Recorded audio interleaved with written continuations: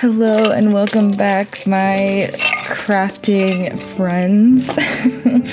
Normally I'm drawing something because, I'm an illustrator. That's what I do. I just be drawing. But I try, I like having other crafts, hobbies, things that occupy my creative mind that are outside of just drawing. And today I decided to do two things that I've been wanting to try. Okay, that's not true. One thing that I've been wanting to try for a long time, and another that I'm just getting into. So the first thing I'm trying today is actually because I watched With Love Megan on Netflix, and I'm not impervious to being influenced. I didn't realize candle making was quite as simple as it was portrayed on the show. I, for some reason, thought it would be harder than this. It really isn't. And it happened to be my mom's birthday coming up, and she loves candles. So I figured I would try my hand at making her own lavender scented candle. You'll see how it comes out in a second, but I did mix my waxes. I used crayons, as you can see, to get the color in addition to soy wax, which did result in a little dip in the middle, which I'm not happy about, but you know what, we do what we can. Also, I did go back and make another smaller round of melted wax to top off my candle, but I was out of the pink crayons that I used in the beginning, so had to go with a little red violet situation. That's why we have two different colored candles happening here, but it's fine, it's cute, it's a vibe, okay?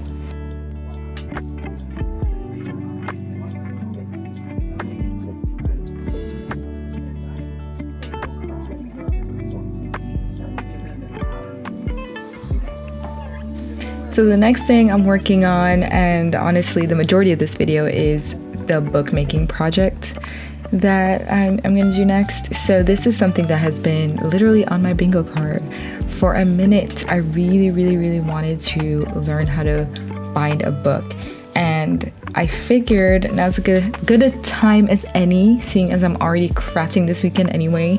And I rewatched Glass Onion, A Knives Out mystery, and I love that movie dearly. And I happen to have the screenplay for that movie, in addition to a couple others. If you did not know this, sometimes directors put out the screenplays for the movies for free, and you can download them and keep a little PDF. It's great. So I have a bunch of PDFs for different screenplays, but I like holding things physically. Like, I really wanted to have a physical copy of it, and I figured, hey girl, why don't we just make our own book? Spoiler alert, it did not come out perfect. You might have been able to tell from the thumbnail. I don't know, maybe savvy bookbinding people will be able to tell what the issue I had was. But we're gonna walk through it together, it's fine. I'll let you know all my failures and all my successes. Bear in mind, this is my first bookbinding project, so to me, it was a win, okay? I think it came out great. Thank you, Miles. I don't know if you heard my cat, but he agreed. I guess I should explain kind of what it is that I'm doing here. So to start, I'm drawing an onion. I'm outlining and making all the inks in Photoshop, and then I'm gonna take it all into Illustrator and make it vector, which, if you don't know what vectors are, basically there's two formats to digital imaging. You can have a raster image, which is typically what Photoshop does, or a vector. And vectors, basically, they don't lose information as you scale them up in size. So it's really ideal for graphics and graphical things, signage, logos, etc., stuff like that. Plus, it's easier to make sure everything is perfect for cutting when you're using the Cricut, or at least I find. Other people might have a different experience. Me personally, I find it a lot simpler and cleaner to do something like this in Illustrator versus in Photoshop if I'm gonna use my Cricut. The thought process behind what I wanted the cover to look like. So I was thinking kind of in the vein of those cloth bound covers that you'd have for Penguin classics, if you've ever seen those. If you haven't, look them up, they look gorgeous.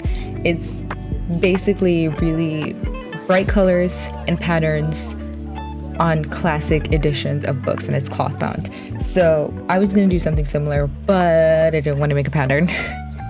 I just didn't think a pattern of onions would look quite as interesting versus just having the one onion. So that's why this is the way it is. Also, it's just, I was thinking a lot about like how it would look like being cut out with the laser. That's a lot of small fiddly bits, which there are a bunch of small fiddly bits on this exact piece anyway, and they ended up costing me trouble. So imagine if I had an entire book page full of onions. It just wouldn't have worked. Also, it's very funny to watch this back because I was trying so hard to be as neat and precise as I could be, because I know I have a tendency to be a hot mess when it comes to measurements, and it still did not pan out very well. Oh, we have a couple of fabric covers to choose from, but I'm thinking if all goes well that I'll be using the blue because I have the scripts for Spider-Man Across the Spider-Verse and also No Way Home. So I'm thinking of using those for those two. So I might go with like this color. I think that's where my head's at. Which one are you picking, Miles? This one?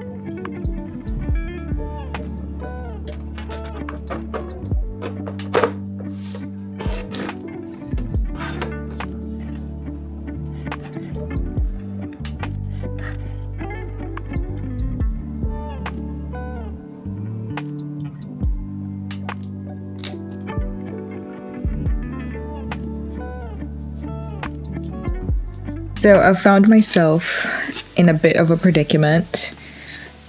These letters at the bottom were supposed to be, I was supposed to be able to pick them out. I put them in a shape because the original cut, I couldn't pull them out, and I'm running into the same issue here where it's like really hard.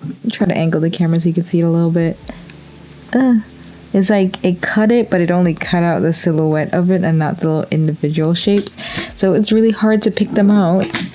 And originally, I wanted it to look like, you know, like that. Ooh, trying to like angle it. Yeah, like this. But I'm thinking of just having it be glass onion with the onion. Forget that. It's going to say all that on the inside anyway. So, yeah, that's where I'm at.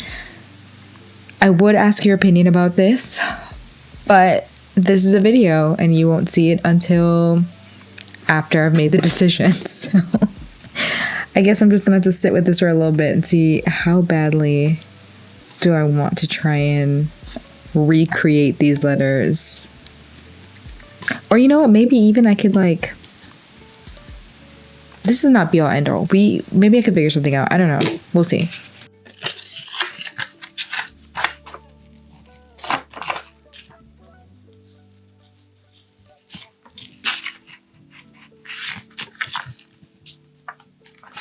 I think I'm gonna heat the back a little bit more because the back is paper, so I can't directly heat it. So I've been heating it with like a shirt over it, and I think it needs a little bit more heat. Okay, we're on round 2.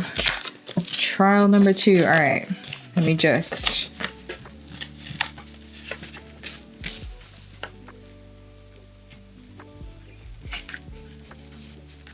I don't know. I feel like it's not all too secure. I might be crazy. Hold on.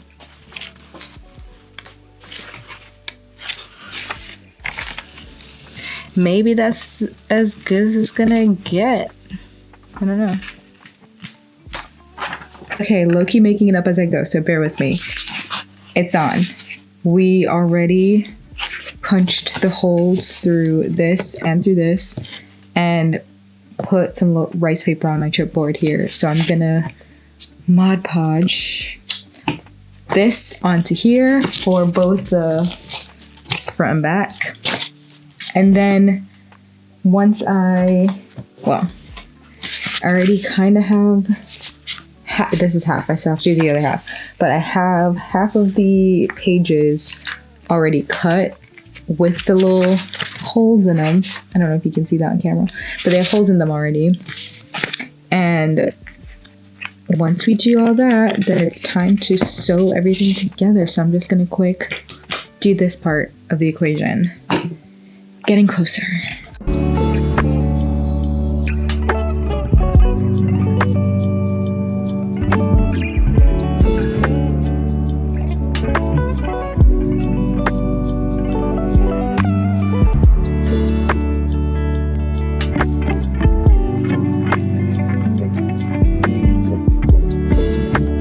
I literally woke up in a panic because I realized that the type of binding I was trying to do, it requires a more flexible like cover because the stitching is going to come here, and so I did a little test. It's gonna basically do that to the inside. So I can't pull it off because it's stuck on there, but I pulled this up a little bit, and what I'm gonna do is reinforce it with a more flexible piece of board, and hopefully, I'm gonna put it like that, hopefully if I theorize correctly, once I do that, it at least has, if this breaks inside of it, this is here. I hope anyway. I'm making it up as I go, okay? I'm doing the best I can with what I got. So yes, this is kind of where the comedy of errors begins in my bookbinding journey. Essentially, the book binding, I kind of explained this already, but the binding that I wanted to do is not appropriate for something with a hardcover, and that issue basically created a domino effect of issues as far as like sewing it goes. So in order to sew this book properly, you have to go through the middle, and because the covers are not very flexible, it was very hard to go through the middle at the beginning and the end to tie everything off. It was also very difficult to pull the needle and thread through, as you can see, through all the stitching. And there was also the issue of basically the holes that I made weren't very big, so I had to go back and like punch bigger holes through everything. Hot mess. It was really difficult to basically sew it all together, and then also I couldn't get it tight enough because it was so clunky and cumbersome with like the really rigid covers. So I struggled, y'all. I really did. There is a way to do the stitching with more rigid covers, but it's just a completely different type of stitch. This just wasn't the right one for this type of cover.